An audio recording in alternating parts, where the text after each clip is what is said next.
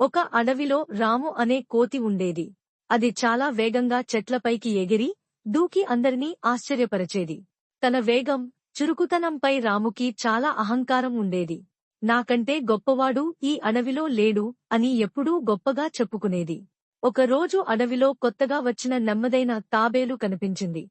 రాము తాబేలును చూసి నవ్వుతూ, "నువ్వు ఇంత నెమ్మదిగా నడుస్తే ఎప్పటికీ ఏమీ సాధించలేవు" అని ఎగతాళి చేసింది.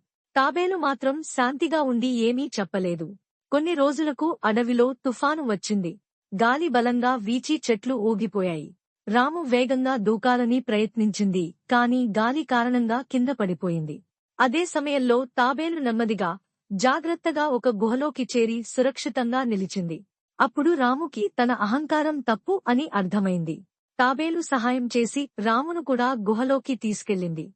అప్పటినుంచి రాము వినయం నేర్చుకుంది. అందరినీ గౌరవించడం మొదలుపెట్టింది.